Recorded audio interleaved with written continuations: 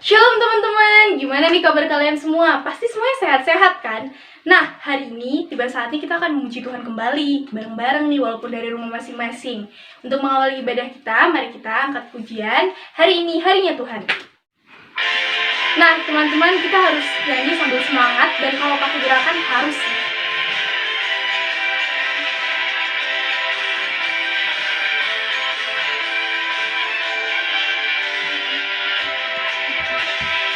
Hari ini harinya Tuhan, harinya Tuhan. Mari kita bersukaria, bersukaria. Hari ini harinya Tuhan, mari kita bersukaria. Hari ini harinya Tuhan. Hari Senin, hari Selasa, harinya Tuhan, harinya Tuhan. Hari Rabu, hari Kamis, harinya Tuhan, harinya Tuhan. Hari Jumat, harinya Tuhan. Hari Sabtu, harinya Tuhan. Hari Minggu, semua hari-harinya Tuhan. Teman-teman udah semangat belum nyanyinya? Kalau belum, ayo lebih semangat lagi. Hari ini harinya Tuhan, harinya Tuhan. Mari kita bersukaria, bersukaria. Hari ini harinya Tuhan, mari kita bersukaria. Hari ini harinya Tuhan. Hari ini harinya Tuhan, mari kita bersukaria. Hari ini harinya Tuhan. Nah, teman-teman, sebelum kita lanjut lagi ibadahnya, mari kita berdoa terlebih dahulu ya. Mari kita berdoa. Tuhan, terima kasih karena Engkau telah memberkati kami, sehingga pada hari ini kami bisa beribadah kembali walaupun dari rumah masing-masing. Biarlah Engkau berkati jalannya ibadah ini dari awal hingga akhirnya. Hanya dalam nama-Mu kami berdoa. Amin. Oke teman-teman, sekarang kita akan melanjutkan lagi pujian kita. Mari kita pujikan tanda paku. Nyanyinya harus pakai gerakan ya.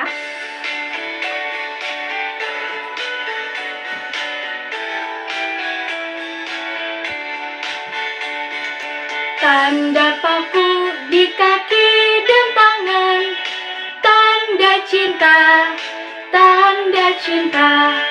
Tanda tombak menusuk di pinggang, tanda cinta Tuhan.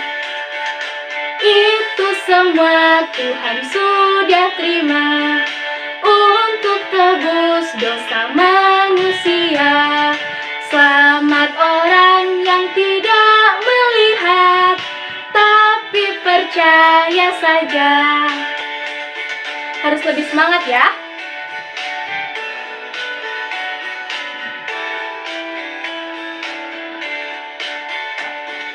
Tanda paku di kaki dan tangan, tanda cinta, tanda cinta. Tanda tombak menusuk di pinggang, tanda cinta Tuhan. Itu semua Tuhan sudah terima untuk tebus dosa manusia. Selamat orang yang tidak melihat, tapi percaya saja. Oke teman-teman, sekarang saatnya kita akan mendengarkan firman Tuhan. Tapi sebelum itu, mari kita nyanyikan baca kitab suci doa tiap hari.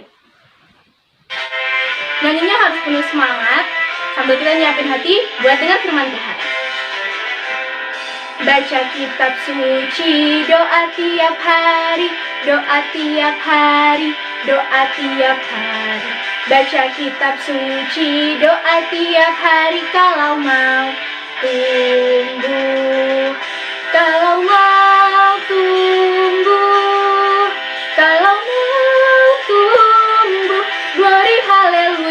baca kitab suci, doa tiap hari kalau mau tumbuh.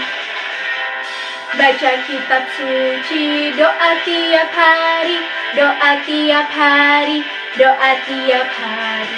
Baca kitab suci, doa tiap hari kalau mau tumbuh. Kalau mau tumbuh, kalau mau tumbuh, glory haleluya. Baca kitab suci, doa tiap hari kalau mau tumbuh. Harus pakai gerakan ya teman-teman, kan ada gerakannya.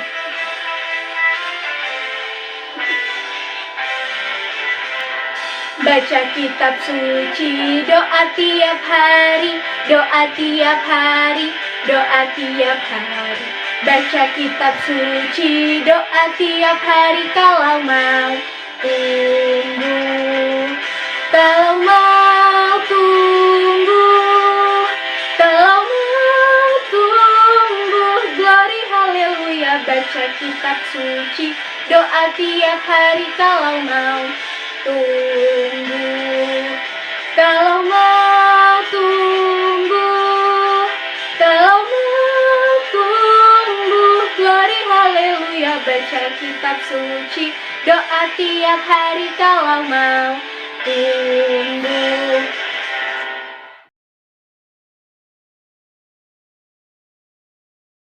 Hai, shalom adik-adik, selamat pagi. Apa kabarnya semuanya? Semoga adik-adik semua dalam keadaan sehat dan tetap semangat memuliakan nama Tuhan. Puji nama Tuhan adik-adik. Pagi hari ini kita akan bersama-sama setelah memuji memuliakan nama Tuhan tadi, bersukacita bersama. Saat ini kita akan belajar firman Tuhan. Kita akan bersama-sama melihat terlebih dahulu tayangan video satu ini.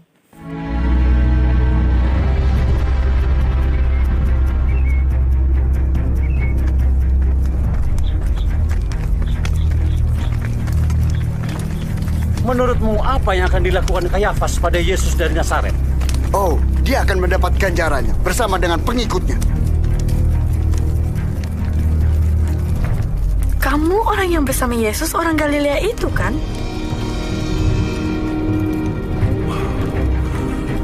Aku tidak tahu apa yang kamu bicarakan.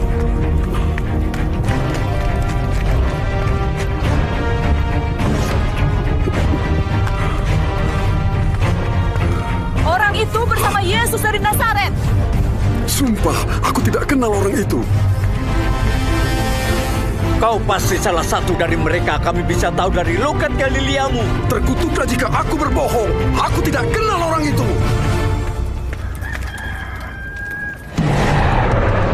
Sebelum ayam jantan berkokok besok pagi, kau akan menyangkal 3 kali bahwa kau tidak mengenalku.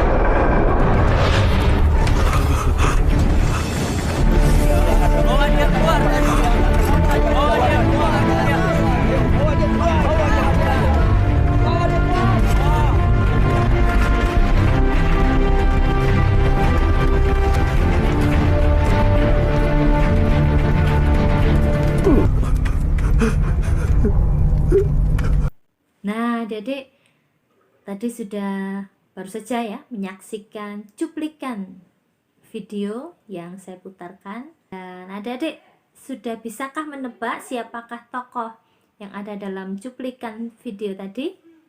Ada yang sudah bisa menebak? Ya, tepat sekali. Itu adalah salah satu murid kesayangan Tuhan Yesus. Beliau adalah Petrus, atau bisa juga ada yang menyebut Simon Petrus. Masih ingat arti nama Petrus? Ya, betul. Petrus itu artinya batu karang. Mungkin kurang lebih arti nama Petrus itu diumpamakan sebagai batu karang karena dia kuat, kokoh, mungkin pendiriannya kuat, atau mungkin juga bisa jadi keras kepala gitu ya. Nah, mari kita akan bersama-sama membuka dalam Injil Matius pasal 26. Mari kita melihat dari ayat 31 sampai 35 terlebih dahulu ya. Maka berkatalah Yesus kepada mereka, "Malam ini kamu akan tergoncang imanmu karena aku. Sebab ada tertulis, aku akan membunuh gembala dan kawanan domba itu akan tercerai-berai. Akan tetapi sesudah aku bangkit, aku akan mendahului kamu ke Galilea." Petrus menjawabnya, "Biarpun mereka semua tergoncang imannya karena engkau, aku sekali-kali tidak." Yesus berkata kepadanya, "Aku berkata kepadamu, sesungguhnya malam ini sebelum ayam berkokok, engkau telah menyangkal aku 3 kali." Kata Petrus kepadanya, "Sekalipun aku harus mati bersama-sama engkau, aku takkan menyangkal engkau." Semua murid yang lain pun berkata demikian. Ya. Nah, Adik-adik, kalau kita mau kilas balik tentang rangkaian peristiwa Paskah yang sudah, kita kan masih dalam masa nuansa Paskah ya.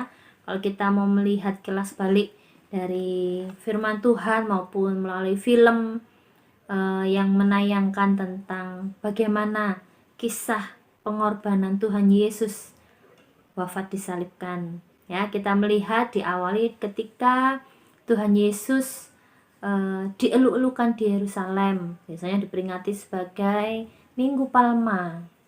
Kemudian masuk dalam Kamis, perayaan Hari Kamis Putih. Nah, itu ketika Yesus memberikan contoh bagi kita semua bahwa kasih itu melayani.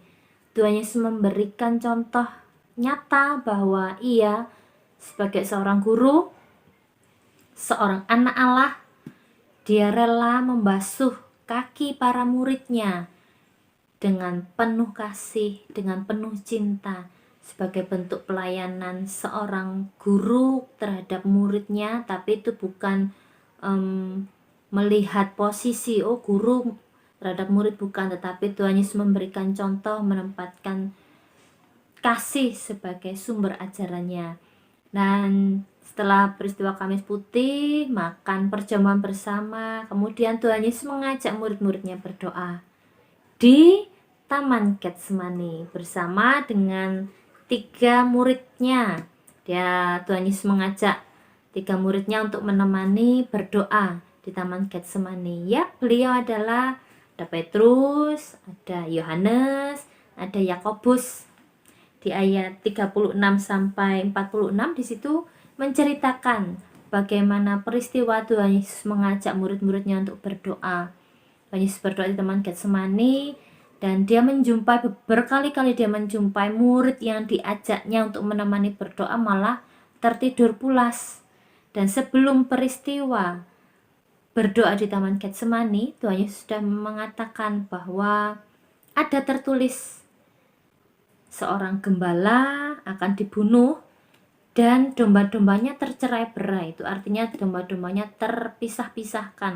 Nah, itu menggambarkan bahwa, itu sebenarnya memberikan gambaran bahwa ketika Tuhan Yesus nantinya wafat di salib, para muridnya terpisah-pisah. Dan di ayat 32 dikatakan, Tuhan Yesus mengatakan bahwa nanti akan ada murid yang akan menyangkalnya. Menyangkal itu apa ya? Menyangkal itu bahasa sederhananya adalah tidak mengakui, mungkin mengelak. "Kamu habis makan roti ya?" Enggak, aku enggak makan. Nah, seperti kalau lagu-lagunya anak-anak, "Johnny, Johnny, yes papa, eating sugar, no papa." Nah, itu kalau lagu-lagu anak-anak ya. Nah, itu menyangkal, mengelak, menyangkal. Nah, dalam kisah ini Petrus Tuhan sudah tahu kalau Petrus akan menyangkal dia sebanyak 3 kali sebelum ayam berkokok. Tetapi Petrus dengan tegas, dia dengan pede, dengan percaya dirinya, dia mengatakan, enggak, saya tidak akan menyangkal engkau. Di ayat yang ke-32, biarpun mereka semua tergoncang imannya, aku tidak. Pede dia sudah mengatakan, aku enggak mungkin.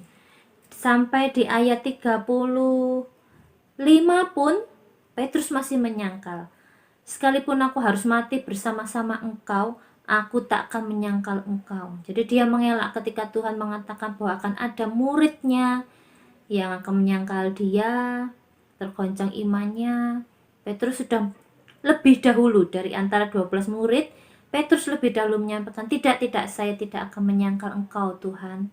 Nah, tetapi pada kenyataannya, adik-adik tadi melihat cuplikan video tadi ya, Petrus ditanya oleh hamba imam besar, bukankah kamu orang yang bersama-sama dengan dia? Apa yang diomong saya nggak kenal. Satu, adik-adik kita bisa melihat di ayat 70. Di ayat 70 masih dalam perikop pasal yang sama, pasal 26 ayat 70. Tetapi ia menyangkal di depan semua orang, katanya, aku tidak tahu apa yang kau maksud. Jadi Petrus menyangkal diri. Dia menyangkal diri, tidak mau mengakui kalau dirinya sebagai murid Yesus karena dia merasa ketakutan. Karena dia tahu, guruku ditangkap, mesti muridnya juga ditangkap, ya kan? Nah, itu penyangkalan yang pertama. Ngomong apa? Saya nggak ngerti. Nah, kalau bahasa sehari-hari mungkin seperti itu ya. Lalu penyangkalan yang kedua, dia melihat di pasal 72. Aku tidak kenal orang itu. Dia pergi ke gerbang kan tadi, ke gerbang kota. Nah, orang-orang pun juga masih mengejar dia dengan pertanyaan yang sama. Bukankah kamu yang bersama-sama dengan orang itu? Tidak, saya nggak kenal orang itu. Masih ngeyel ya. Ingat tadi kata batu karang, dia kuat pendiriannya. Antara kuat pendirian atau keras kepala gitu ya, beda tipis ya. Nah, kemudian penyangkalan yang ketiga ada di ayat 74. Setelah di ayat 73 masih ada juga orang yang masih ngeyel juga mengejar, karena mungkin orang ini juga sering tahu kalau Petrus bersama-sama dengan Tuhan Yesus. Kamu tuh iya salah satu dari pengikutnya. Lalu dia bersumpah, sumpah saya tuh nggak kenal sama orang itu. Tuhan Yesus sudah tahu semuanya itu, tapi Tuhan Yesus tetap menjalaninya sebagai bentuk penggenapan firman Allah, penggenapan atas apa yang Bapaknya perintahkan kepadanya. Ya, dan di situ ketika dia sudah bersumpah di depan banyak orang, sumpah saya nggak kenal sama orang itu, dia kembali teringat akan perkataan Tuhan Yesus, sebelum ayam berkokok kamu akan menyangkalku 3 kali. Ya, dan dari situ dia menangis.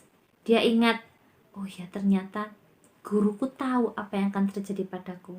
Dan dia mengikuti perjalanan Yesus ketika akan diserahkan kepada Pontius Pilatus. Dia menyaksikan dari jauh, dan dia menangis ketika dia tahu gurunya yang sebenarnya tidak bersalah apa-apa, tapi karena ada banyak orang yang tidak suka dengan ajaran Tuhan Yesus, karena Tuhan Yesus punya banyak pengikut, dia nggak suka, banyak orang yang nggak suka melihat itu, jadi selalu mencari-cari kesalahan Tuhan Yesus. Dari kisah Petrus yang kita pelajari hari ini, yang kita dengarkan hari ini, kita mau belajar satu, jangan pernah takut menghadapi segala sesuatu selama Tuhan Yesus ada di pihak kita, dan selama yang adik-adik lakukan itu benar sesuai dengan firman Tuhan, nggak usah takut. Satu yang harus ditakuti yaitu Tuhan. Jadilah anak-anak yang takut pada Tuhan, yang selalu mendengarkan akan firman Tuhan. Lalu yang kedua, jangan pernah malu mengakui diri kita sebagai seorang Kristen, karena Tuhan Yesus nggak pernah malu mengakui Budia, mengakui adik-adik sebagai anak-anaknya. Tuhan Yesus nggak pernah malu wafat disalib demi menebus dosa saya dan adik-adik semua. Tidak ada kasih yang lebih besar daripada kasih seorang sahabat yang merelakan nyawanya bagi sahabat-sahabatnya. Adik-adik dan Budia, papa, mama, semua keluarga kita yang percaya pada Tuhan adalah sahabat-sahabat Kristus. Ayat hafalan hari ini terambil dari Injil Matius pasal 26 ayat yang ke-41 bagian A. Berjaga-jagalah dan berdoalah supaya kamu jangan jatuh ke dalam pencobaan. Artinya jangan pernah lelah berdoa, jangan pernah lelah membaca Alkitab, karena itu sumbernya kita untuk terus dekat dengan Tuhan. Rajin sekolah minggu, rajin berdoa, dengar-dengaran kepada orang tua, rajin baca Alkitab. Mari kita akhiri firman Tuhan hari ini, kita akan berdoa bersama. Bapa di surga, Bapa yang baik, Bapa yang penuh kasih setia dan senantiasa mengasihi kami bersyukur kepadamu Tuhan pada saat pagi hari ini Engkau memberikan kisah firman Tuhan yang indah bagi kami untuk boleh belajar bersama, mendengarkan bersama kisah seorang Petrus yang menyangkal diri, menyangkal Engkau Bapa di hadapan banyak orang. Tuhan, ampunilah kami kalau mungkin kami secara tidak langsung, secara tidak sengaja, mungkin kami pernah merasa malu menjadi seorang Kristiani. Ampuni kami Tuhan. Dan mulai saat ini kami mau belajar untuk tetap terus dekat dengan Engkau. Tuhan, tolong melalui pimpinan Roh Kudus-Mu, kuatkanlah iman percaya kami selalu, dan ajari kami untuk menjadi anak-anak yang selalu takut akan Engkau, anak-anak yang bisa terus memuliakan nama-Mu dengan apa adanya diri kami, dengan apa yang Tuhan sudah anugerahkan pada hidup kami, supaya kami boleh semakin memuliakan nama-Mu melalui talenta-talenta yang Tuhan berikan bagi kami. Terima kasih Bapa. Kami mau bersama-sama bertumbuh di dalam Engkau melalui teguran-teguran firman-Mu. Terima kasih ya Tuhan Yesus. Ini doa ucapan syukur kami kepadamu. Di dalam nama Tuhan kami, Yesus Kristus, kami bersyukur dan berdoa. Amin. Terima kasih. Sampai kita berjumpa kembali. Semoga firman Tuhan hari ini boleh menjadi berkat bagi kita semua.